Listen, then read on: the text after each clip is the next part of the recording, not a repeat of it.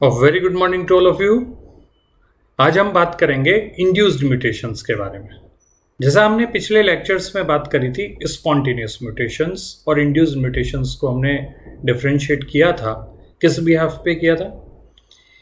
Induced mutations वो mutations हैं जिनके म्यूटाजन यानी म्यूटेशन करवाने वाले केमिकल या रेडिएशन का हमें पता होता है और वो म्यूटेशन को ज़्यादा फ्रीक्वेंसी में करवाते हैं।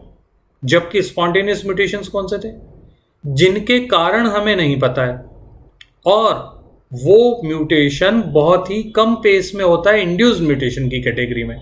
कहने का मतलब स्पॉन्टेनियस म्यूटेशंस वो हैं जिनकी फ्रीक्वेंसी कम है और जिनके कारण हमें पता नहीं है, और इंड्यूस्ड म्यूटेशंस वो हैं जिनकी फ्रीक्वेंसी ज़्यादा है और जिनके कारण हम पता लगा पाए हैं आज तक। तो जाहिर सी बात है, अगर कारण पता लगे हैं तो वो म्यूटाजन कौन कौन से टाइप के हैं उनके बारे में हमें डिटेल में स्टडी करनी है। तो जरा हम कंसीडर करते हैं इसी बात को कि induced mutations occur when an organism is exposed either deliberately और एक्सीडेंटली टू ए फिजिकल और केमिकल एजेंट। ओके, तो क्या कहानी है? पहली चीज तो म्यूटाजन क्या होता है? म्यूटाजन वो केमिकल या फिजिकल एजेंट है। केमिकल यानी कोई भी केमिकल हो गया, और फिजिकल में आप क्या ले सकते हैं? जैसे आप कंसिडर कर सकते हैं या तो पार्टिकल, कोई भी पार्टिकल है, या तो कोई भी रेडिएशन है। जैसे पार्टिकल में कौन से कंसिडर कर लेंगे हम? रेडियो आइसोटॉप्स, ये बड़े म्यूटाजेनिक होते हैं। ठीक है, रेडिएशंस में आगे हम डिटेल में बात करेंगे, जैसे यूवी रेज होगी, एक्स रेज होगी, ये कुछ रेडिएशंस हैं और कुछ केमिकल्स हैं।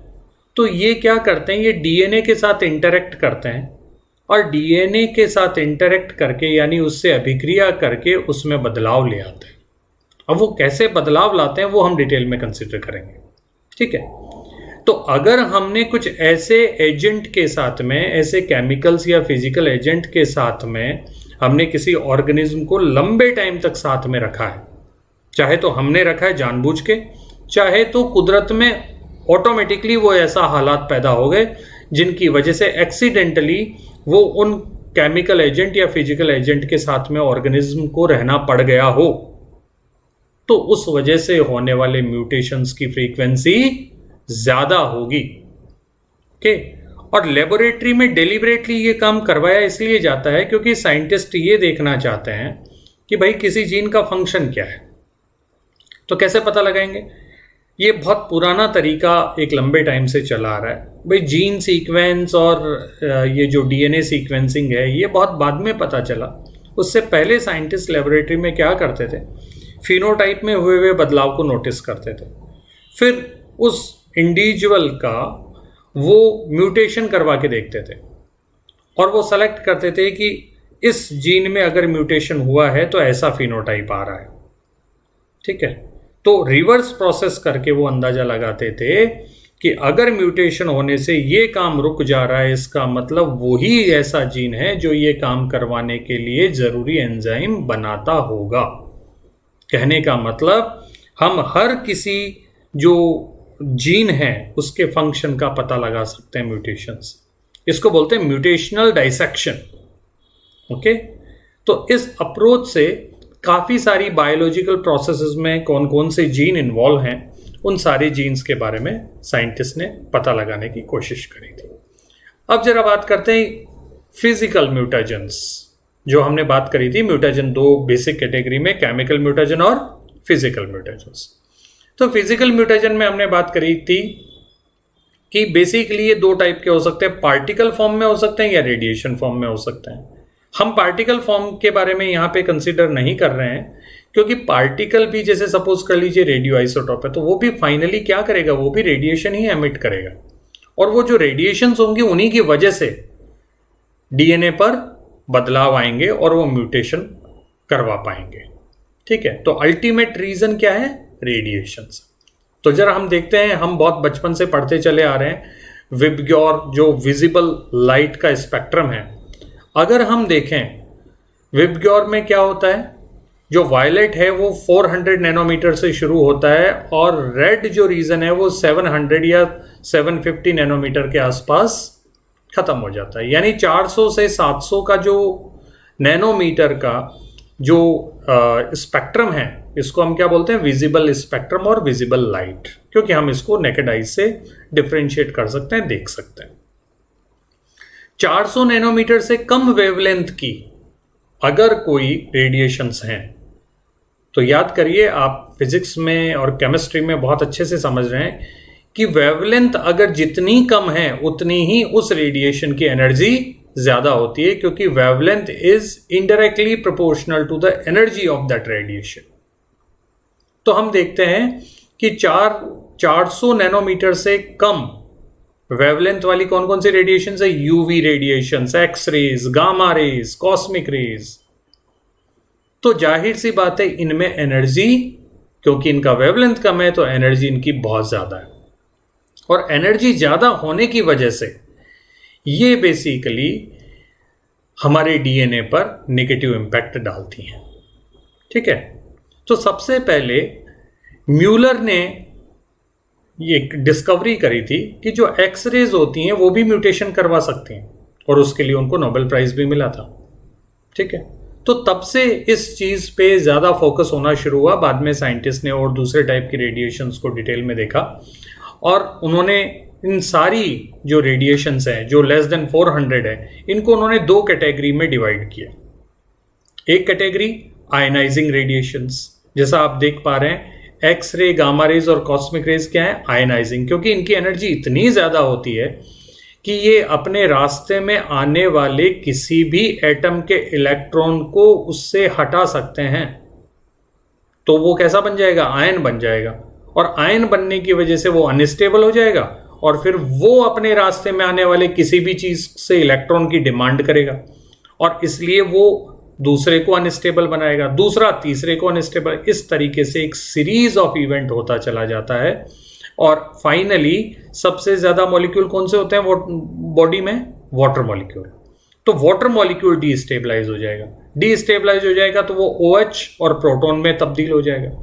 ठीक है, और हाइड्रोक्सिल आयन जो होंगे और जो प्रोटॉन्स होंगे वो डीएनए को अनस्टेबलाइज करवा देंगे, और उसकी वजह से म्यूटेशंस हो जाएंगे। ठीक है, तो ये तो कहानी थी आयनाइजिंग रेडिएशंस की।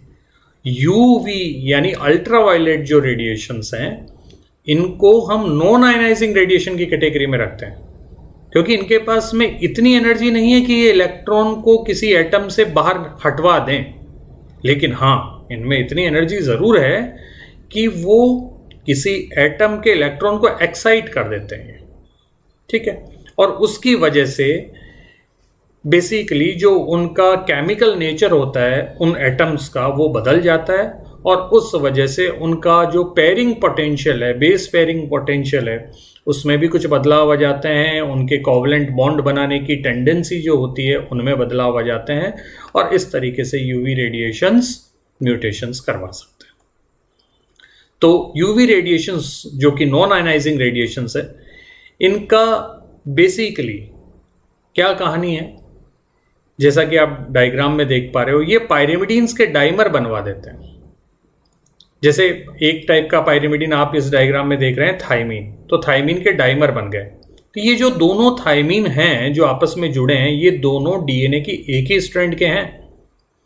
अगर कोई दो थाइमीन या दो पायरिमिडीन एक ही स्ट्रैंड में पास पास आते हैं, एडजेसेंट होते हैं, निकटस्थ हैं, तो उनमें यूवी रेडिएशन क्या बना देगा? एक अनयूजुअल कोवलेंट बॉन्ड बना देगा, एक साइक्लिक स्ट्रक्चर बन जाएगी, और उसकी वजह से डीएनए की जो स्ट्रक्चर है वो डिस्टॉर्ट हो जाएगी, और डिस्टॉर्ट होने के बाद में या तो डीएनए रिपेयर मैकेनिज्म उसको ठीक करवा दे, तो बहुत अच्छी बात है। लेकिन अगर वो ठीक नहीं करवा पाई, तो उस कंडीशन में वो जो डिस्टॉर्टेड म्यूटेंट बना है वो अगली जनरेशन में कैरी करेगा, और इस तरीके से काफ़ी सारे म्यूटेशंस होने की संभावनाएं बन जाती है। तो ये यूवी रेज का बेसिकली फंक्शन होता है। और रेप्लिकेशन कहने का मतलब, अगर थाइमीन डाइमर बना है तो डीएनए का जो स्ट्रक्चर है वो बदल गया, और उसकी वजह से नॉर्मल रेप्लिकेटिंग जो एंजाइम है वो उसका अब रेप्लिकेशन नहीं कर पाएंगे, और जब रेप्लिकेशन ढंग से नहीं हो पाएगा तो एबनॉर्मल रेप्लिकेशन करने वाले एंजाइम्स आएंगे। तो वो डीएनए पॉलीमरेजेस जिनके पास में प्रूफ रीडिंग एक्टिविटी नहीं होती, अब वो उनका रेप्लिकेशन करेंगे। और जाहिर सी बात है दोस्तों, हमने पिछले लेक्चर में डिस्कस किया था कि अगर प्रूफ रीडिंग एक्टिविटी ढंग से काम नहीं करती है तो म्यूटेटर म्यूटेशंस होने के चांसेस बढ़ जाते हैं, यानी काफी और म्यूटेशंस होने शुरू होंगे। रेप्लिकेशन की गलतियों को सुधारा नहीं जा सकता है। ठीक है, तो ये कुल मिला के हमने नॉन आयनाइजिंग रेडिएशंस के इम्पैक्ट को समझा है। ठीक है, बहुत इंपॉर्टेंट है, इसको बहुत ध्यान से देखिएगा, काफी सारे एग्जाम्स में इससे क्वेश्चंस आते हैं। अब दूसरी कैटेगरी है आयनाइजिंग रेडिएशंस। जैसे हमने बात करी थी एक्स रेज के बारे में, गामा रेज के बारे में, तो किसी एक अच्छे नेशनल लेवल कंपटीशन का एक सवाल याद आता है कि वो कौन सा रेडिएशन है जिसको सबसे ज्यादा फ्रीक्वेंटली साइंटिस्ट काम में लेते हैं म्यूटेशन करवाने के लिए। तो कौन सा रेडिएशन है दोस्तों? Gamma rays. गामा रेज को जो हमारी क्रॉप्स, डिफरेंट क्रॉप्स की जो वैरायटी बनाई जाती हैं उनमें अक्सर काम में लिया गया है, साइंटिस्ट उसको अक्सर काम में लेते हैं। ठीक है, तो ये आप एक सवाल अच्छे तरीके से ध्यान में रखिएगा। अच्छा, जो आयनाइजिंग रेडिएशंस होते हैं, जैसा कि हमने पहले ही देखा था कि वो इलेक्ट्रॉन को नॉकआउट कर देते हैं। नॉकआउट करने का मतलब बाहर निकाल दिया उस एटम से, तो उस मॉलिक्यूल से भी बाहर निकल गया और उसकी वजह से क्या बन गए? आयन बन गए। अब ये जो आयन हैं ये कोवलेंट बॉन्ड को किसी दूसरे मॉलिक्यूल के कोवलेंट बॉन्ड को तोड़ देंगे। जैसे कौन सा कोवलेंट बॉन्ड? डीएनए में कौन सा कोवलेंट बॉन्ड है जो फ्रीक्वेंटली तोड़ा जा सकता है? बहुत कॉमन वाला फॉस्फोडाइएस्टर बॉन्ड, जो दो न्यूक्लियोटाइड के बीच में है ना। फॉस्फेट से जो दो शुगर आपस में जुड़ी हुई होती हैं, दो न्यूक्लियोटाइड की दो शुगर एक सिंगल फॉस्फेट से जो जुड़ी होती हैं, उसको हम क्या बोलते हैं? Phosphodiester bond. तो ये जो आयंस बने किसकी वजह से बने? आयनाइजिंग रेडिएशन की वजह से। उन्होंने डीएनए के फॉस्फोडाइएस्टर बॉन्ड को तोड़ दिया, और डीएनए जब टूट ही गया तो इसमें किसी भी टाइप के, अगर रिपेयर ढंग से नहीं हुआ तो किसी भी टाइप के बदलाव आ जाएंगे। ठीक है, और ऐसे बदलाव अगर अगली जनरेशन में कैरी हुए तो उनको हम म्यूटेशन कहते हैं। कई बार ऐसा भी होता है कि बड़े बड़े साइज के चेंजेस ले आते हैं ये आयनाइजिंग रेडिएशंस। जैसे दो जगह से उन्होंने डीएनए को काटा और दो बहुत वाइड गैप से काटा, तो एक पूरा का पूरा फ्रैगमेंट जो क्रोमोसोम का होगा वो क्रोमोसोम का फ्रैगमेंट डिलीट हो जाएगा, और कई बार वो इन्वर्जन करवा देगा, और जो टूटा हुआ फ्रैगमेंट है वो 180 डिग्री के रोटेशन से वापस भी जुड़ जाएगा। कई बार वो जो डिलीटेड फ्रैगमेंट है वो किसी दूसरे क्रोमोसोम पे जाके जुड़ जाएगा, तो हम उसको क्या बोलते हैं? ट्रांसलोकेशन। तो टेक्निकली ये जो क्रोमोसोमल एब्रेशंस होते हैं, डिलीशन, इन्वर्जन, ट्रांसलोकेशन, इनके पीछे वजह क्या हो सकती है? Ionising radiations. ठीक है, अच्छा, यही आयनाइजिंग रेडिएशन का एक इंटरेस्टिंग पार्ट हम अगर देखें तो ये है कि ये कैंसर भी करवा सकती हैं, क्योंकि ये म्यूटेशन करवा सकती हैं।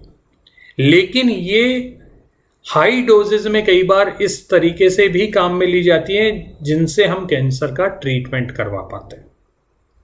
तो देखिए, ये कैंसर करवा भी सकती हैं और कैंसर हटा भी सकती हैं।